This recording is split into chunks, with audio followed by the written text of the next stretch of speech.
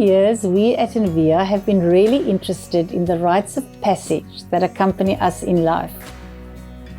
And over the past few years, we have become especially intrigued by the phase constituting eldership or sagehood, because we have quite a lot of community members who are now entering this phase. So we would like to have a conversation with our broader community about what it means to age positively in a society and a culture that places so much emphasis on youthfulness, immortality, and the pursuit of pleasure. We would like to have a conversation with older people about their perspectives on the meaning of life. The reality is I'm growing older, and to live as a joyful human being as I grow older. And the only thing on my bucket list really is I want to learn to be present. I want to integrate my whole life. I think his biggest mistake, Trevor's, was that he tried to please too many people. I feel like I'm on the threshold of newness all the time. There are diminishments, and I'm learning not to fight them, to welcome them. But there's also an expansion in my world. Trevor Hudson was part of the Methodist movement in South Africa for more than 40 years. He is now retired from active pastoral ministry, but still teaches, lectures, writes, gives retreats, and does spiritual direction. I spoke to him in May this year in Johannesburg. We met in the auditorium of the Mosaic Church in Randburg.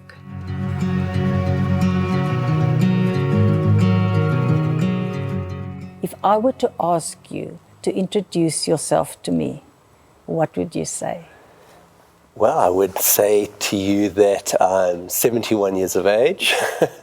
I'm married to Debbie, and after 43 years, I feel quite lucky because she still likes me a bit. And I've got 2 kids who are adults and overseas, and I miss them a great deal. So I would add that to your very generous introduction. And I also run a bit. Oh, that is very interesting. But very interesting is your reference immediately in your introduction to your wife and your children. Is that an indication of your priorities in life? Yes, very much so. I think everything that's the bottom line. That's where the rubber hits the road. I think one can have a very public life, but I think where the rubber hits the road often are one's primary relationships, and those are my primary relationships. You also use very interesting language in your bio, which I received before our interview. You say, I'm now giving my time to various activities. Right. Do I hear an awareness of giving back as opposed to just getting or taking from life? Yes, thank you, Anna, for that question. I really do believe, and I'm not too sure who I am in debt to here. I think he's a guy by the name of Rollhauser, who says that very often life has kind of 3 major phases. The first phase is kind of getting your life together, or trying to get your life together. The second phase is giving your life away. And so I think that's where the language comes from, that I really do feel that I'm in a phase of life where I would like to give away as I'm able to and wherever I can. Trevor, it is actually through material which you compiled that I was introduced to the concept of positive or creative aging. How did that come about that you became interested in the topic as such? Well, I'm getting older and I've never done this before in my life. So I wanted and I continue to want to grow old as creatively as I can. So I think my interest was generated by my own experience. And then obviously, looking around, I watch peers, contemporaries also wrestle with similar struggles, challenges, opportunities as I do. And I wanted to, in some way, facilitate conversation around challenges, opportunities that come our way as we grow older. Was there a moment in your life where you became very aware of growing older, and how did it feel? I can remember the moment exactly. I was watching cricket at Centurion Park. I think I was then in my early 40s, and there were two little boys in front of me playing cricket. And I think the tennis ball came to me, and he turned around and he addressed me as Oom. I knew that in that moment I had crossed the line, at least in the eyes of other people. Yes. So I think that was a small moment, but a significant moment for me. It was a moment, Yeah, yes. it was a moment for me. So Trevor, how does 71 feel? Oh, that's a very big question. It feels, I would use different words. It feels uncertain. It feels challenging. It feels inviting. So a mixture. Yes. There's a mixture of feelings around being 71 for myself. If I can refer to the inviting part, what is the invitation for you? You know, if I may, I think the invitations, to just go back to what I was saying a little bit earlier, I think invitations to give away as much as I can, and invitations also to perhaps do things that are closer to my heart, that perhaps I wasn't able to do for various reasons when I was younger. Okay. So I think those would be the two biggies. Okay. We live in a culture and in a society that encourage us to defy and to deny growing older. Did you ever do that yourself? It doesn't sound as though you still do it, but did you ever go through those feelings? I sometimes like to bluff myself a bit when I do my run, and I look at my time and I think, well, you know, my time for 5Ks is about the same as it was 10 years ago. So I'm not really growing older, but that really is an illusion. The reality is, and for me, it's really important to face reality, whatever the reality is. Yeah. The reality is I'm growing older. And I want to welcome that. I want to embrace that. And I want to remain a learner in this moment of my life. So did you also find that your energy for work and for working has diminished? Again, I find that a very interesting question. I've often wondered about my energy. I do feel a source of energy in my life that is creative.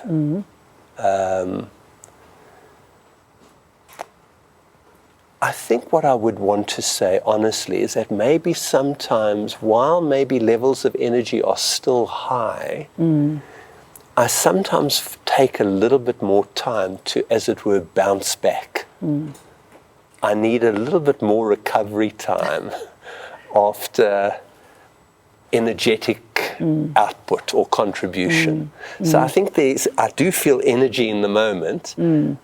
I need to be a little bit more aware of my need to let the energy be renewed. I understand. Afterwards. Okay. Yeah. Trevor, I'm curious, was there ever either a moment in your life where something happened or where somebody said something to you that changed how you viewed life or changed the course of your life? You know, I do feel that our lives are shaped by sentences that we've come across. You know, they just stand out. And there have been a number of those sentences in my life. I think perhaps the real biggie, and there are a few, and I won't bore you with all of them, but the big one was spoken to me when it was spoken to me in 1978, so that I was 27 years of age then, I think. And someone said to me, Trevor, everyone sits next to a pool of tears. Wow. And that really struck me as a person in my late 20s. So I've always had that awareness, you know, that as I sit here, you sit next to your pool of tears, I sit next to my pool of tears. And it's just shaped the way, it hasn't made me morbid, but I think it's given me an awareness that we live in a world of immeasurable pain and suffering that doesn't rob us necessarily of joy and our capacity for joy, but that it's been a sentence that shaped my life. And obviously in this stage of life, our pools of tears get bigger because we've suffered more and more losses. We live longer. And I feel that, obviously I feel that to be a great privilege. To be 71, I just feel, thank you, God, that I'm 71. I got here. But I am aware when I meet contemporaries or people a little bit older than myself, or even in their pool of tears, it's got a bit deeper and a bit bigger. How do you deal with pain and suffering in your life? Well, that's again, you know, that's a big question. I think for me, it's been important not to avoid it. And obviously all the temptations to run away from it, to not look at it. And I've done that once or twice in my life, or more. I think, mechanism has been to just work harder. Okay. So that's been my addiction.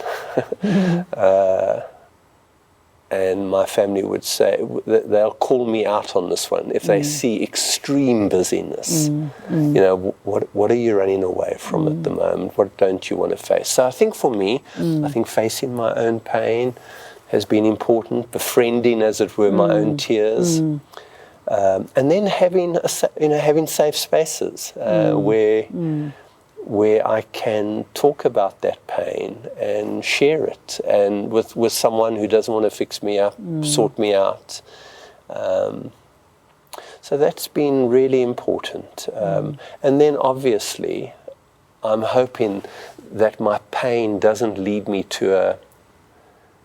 doesn't turn me in on myself, but rather deepens my capacity to be compassionate to another person, where I can in fact also for a moment forget my pain and live beyond it. I think there's a certain invitation, especially as we get older, to self-forgetfulness a little bit. Life isn't about me. It's much bigger than me. And that makes me think of something that you said, that you did not always live with thankfulness. Sure, thank you. Yes, I think that I've had a certain level of discontent in my life. I'm always searching and seeking, and I think that sense of discontent robbed me of my capacity for thankfulness and joy. And that's been, I would say, quite a conscious journey. It's been very conscious. In fact, I would say for about the last 20, 25 years has been to really recover gratitude on the one hand, to say thank you as often as I can for life, for people, for moments.